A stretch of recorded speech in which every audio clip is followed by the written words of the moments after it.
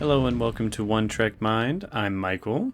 And I'm Raptor. Today we're going to be discussing our favorite recurring characters in Star Trek. The ones that aren't necessarily main characters, but definitely had a very large presence. They range from Gowron to Vic Fontaine, Q, Guinan, Wayoon. There are plenty of characters to choose from, which Raptor here did not fully prepare for.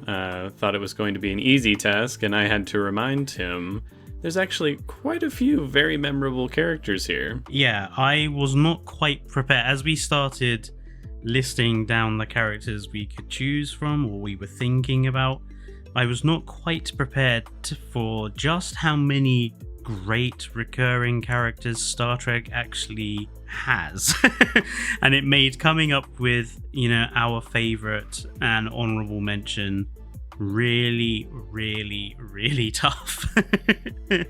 Yep. I definitely had to rack my brain on which character I ultimately found to be my favorite, but I got there in the end. Would you like to go first? I will go first. So I really struggled, but I didn't want to pick the obvious choice. And I think we can talk about the obvious choice at the end. But for me, my number one after the obvious choice would be General Martok. Oh, really? From Deep Space Nine. I think Martok is a wonderful character, not only because he's responsible for some of the bigger shocks in DS9, like the revelation that he is in jail with the real Dr. Bashir, something which completely got you when it was revealed. You were like, oh, no way. That was up there with like Game of Thrones level twist for me, where I just went, oh my god, what? But he's also a character which goes through, is there for a lot of DS9 and the war. He has, for me, it's his conversations he has with other people that makes him so interesting. The conversation he has about marriage with Cisco, and honestly, him and his wife are so bloody funny. They're in such a toxic relationship. The scene where she comes off the ship and she's like, what was it? You're getting fat or you're getting old or something. And he's like, oh yes, my deterioration is occurring at pace. And then she comments, and you're still alive. And he's like, I shall endeavor to die this year, preferable. And then she wanders off down the corridor, and he's just like, what a woman. And it's just, it's so good. The story about the Targ, his old Targ that ran off after she left the door open deliberately. But also there's loads of other moments, like him when he shows respect to Nog for standing up to him, when he and Worf gain some respect for Garak for defeating his claustrophobia, and they talk about how it's like the battle against your own personal fears is the hardest one of all. There's just so many really good moments and little speeches and things around Martok, and the fact that he tends to be involved in quite a lot of the humor as well of the Dominion War, which is in itself not a humorous topic, but Martok does bring some of that humor in, which is really appreciated. And Klingon eye patch as well, bringing back the sort of look of, I think it was General Chang from Star Trek 6 as well, which I really appreciated.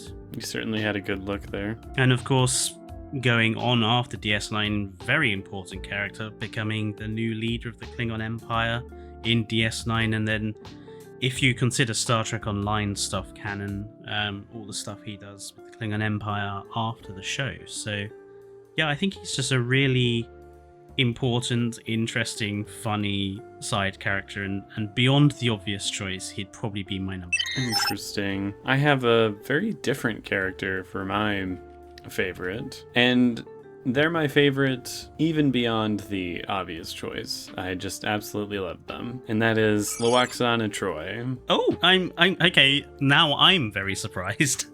I adore this woman. She's incredibly strong-willed, which I feel Star Trek, especially in its legacy period, did struggle with writing some of the female characters in really compelling ways without shortchanging them somehow. I would say specifically Next Gen kind of suffered that.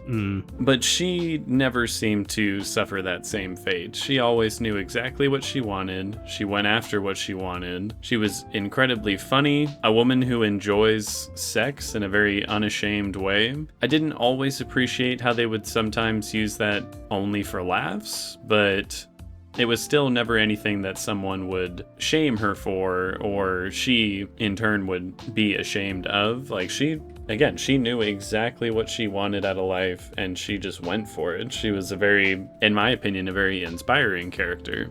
And on top of that, she had some very emotional scenes that I really appreciated, and also didn't really expect out of the character, since she was used for comedic relief so often. Like the scene where she tries to save her new lover from going to kill himself, I found to be rather moving. It was. And I also think, I mean, you're not a massive fan of the Prime Directive. I'm not. I think that episode was very interesting from that perspective as well. Them like highlighting the emotional aspect, because often the Prime Directive sort of episodes, they tend to be quite sort of almost feel depersonalized. They're never usually directly with the individuals being affected, whereas that particular episode was like, it was real obvious emotional, personal sort of Prime Directive interference. And she calls out exactly what I think the issue with the Prime Directive is, saying, you know that this isn't right, and you're gonna allow it to happen anyways because of some stupid rule. And yeah, the rules are there for a reason, obviously. There are situations where it's pretty obvious why you need to follow said Prime Directive. But in some cases, I'm with her, where it's like, you should just do the right thing here. But they actually did complicate the scenario by having it be a little bit more than that. His own family would disown him and be disgraced by him, so he ultimately makes the decision that she can't force him not to. And it was a very emotional episode where I think she gained quite a few more layers to her character. There's also the episode where she has to explain the death of her other daughter to Deanna Troi, which actually got me kind of misty-eyed. That was an extremely sad situation that clearly neither of them wanted to confront, but ultimately decided that it was necessary. There was also that great moment with Odo in the lift in DS9 where she discusses how she hates being ordinary and, shows that she's wearing wigs and stuff, which I thought was also a really nice little conversation she had there with Odo. It was a shame that we couldn't see more of Luxana in DS9, I think. Well, that actually kind of segues into my next point, that I like that she never overstayed her welcome. There was never a situation where I'm like, they're just showing this character too much. Because ultimately, she is a recurring side character that I don't want to see on screen for every single episode. And she came in, did her thing, I enjoyed every second of it, and then she would go off on her merry way.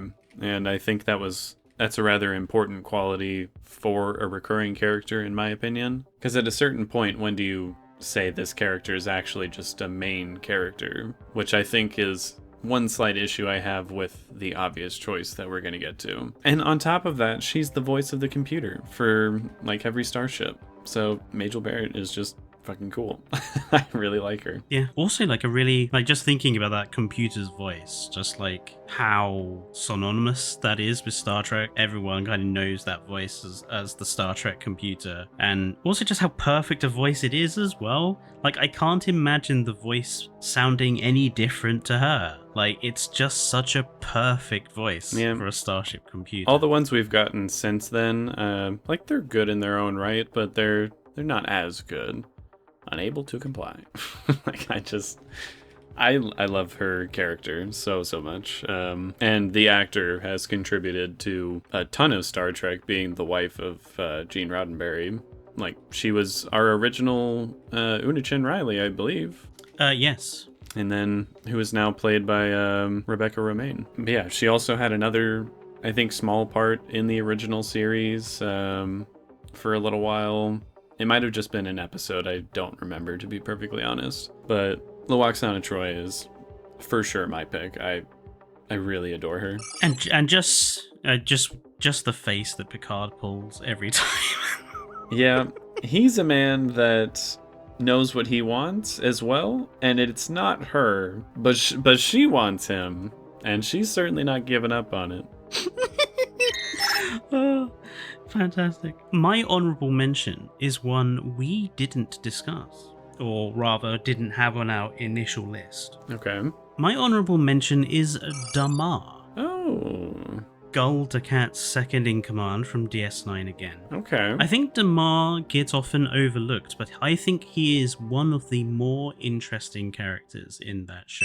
He's a depressing character in that show, that's for sure. It is a bit of a sad story. He does have a sad story, but I think it's really an interesting one, going from obviously just Gul Dukat's right-hand man to then supporting him when he's leading his own Dukat's leading his own fight against the Klingons, and then following him when they join the Dominion and recapture DS9, and then he kind of fulfills his role trying to protect Cardassian and Dominion interest on the station, and his personal battles with Kira, because there's obviously still a lot of anti-Bajoran racism he still has there.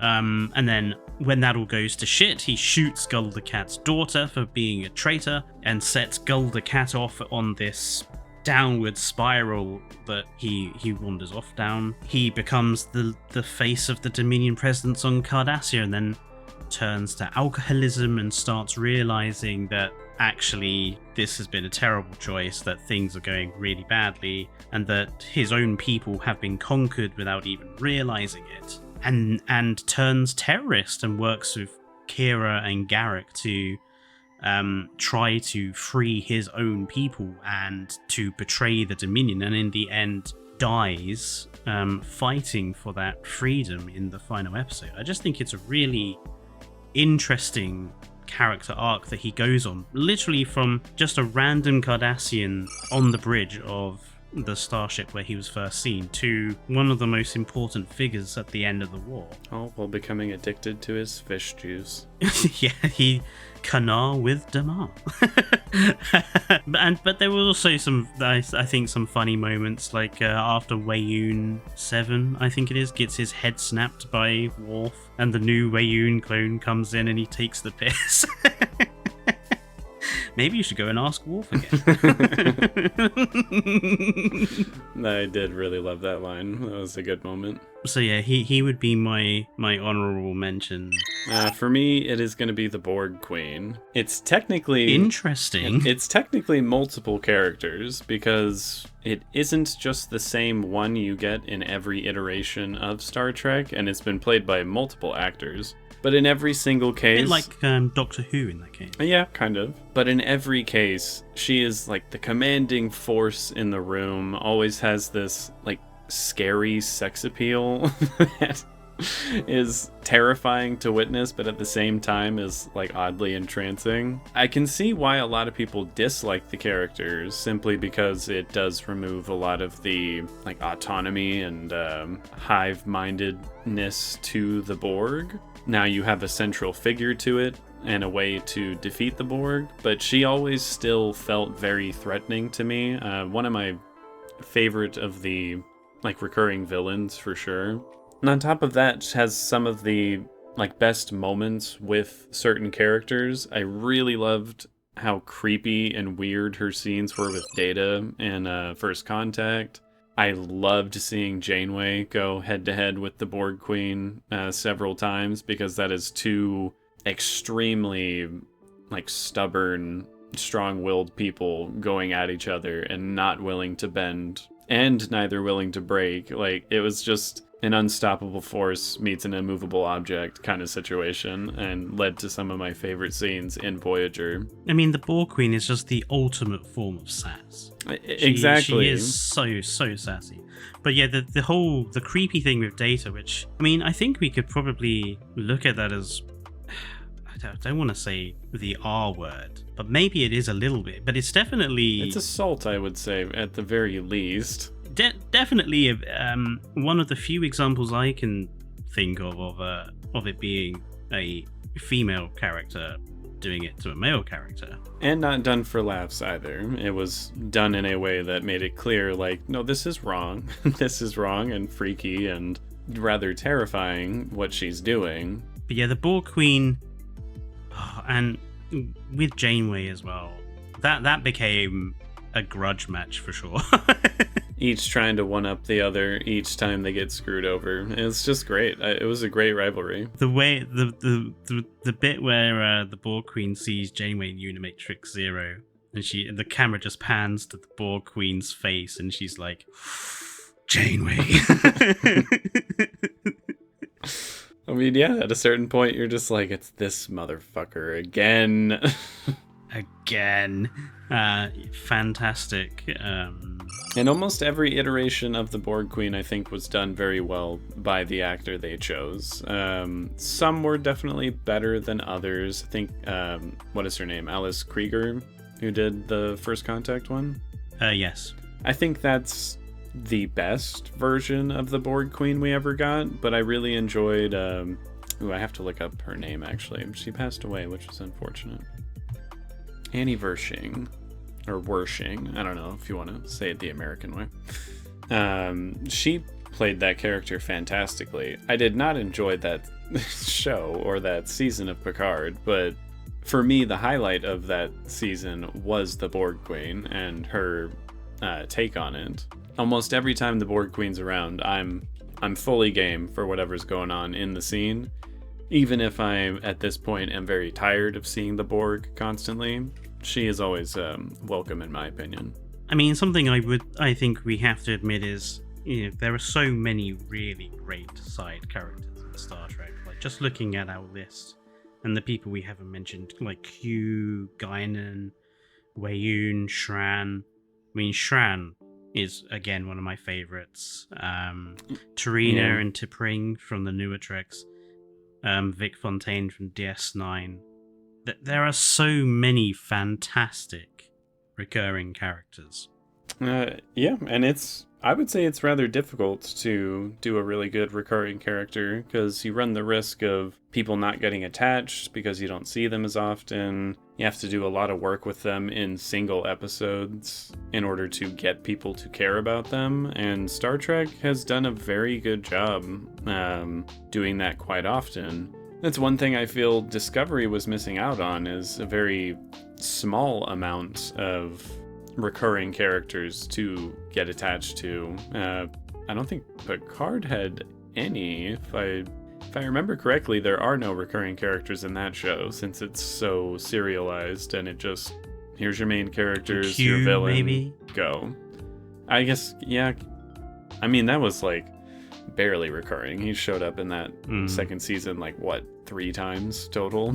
It wasn't that much. Yeah, I definitely think newer Star Treks have sort of missed the interesting recurring character cast. I can't really think of that many off the top of my head. Yeah, and you do have T'Pring and Tarina in both Discovery and Strange New Worlds as like the stronger recurring characters in those shows.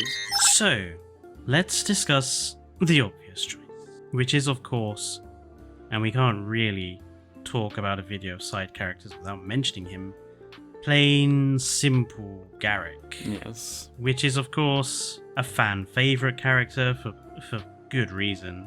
Wonderfully written, has some really great scenes, great lines, goes through some wild character moments in DS9. It's pretty gay for Bashir, which I always found very fun. Yeah, very gay for Bashir. Always is responsible for so many Star Trek memes. He is a fantastic character. But I do agree with you that he definitely, towards the end of DS9, becomes more of a main character than a side character, especially with him and Kira going off to help Damar on Cardassia. If you're going off of like episode count, I think he still firmly roots himself in recurring character, but like a very frequently recurring character. He shows up quite a lot, especially there at the end. And I think he's in every episode of like the final 8-part finale to the Dominion War. But he's just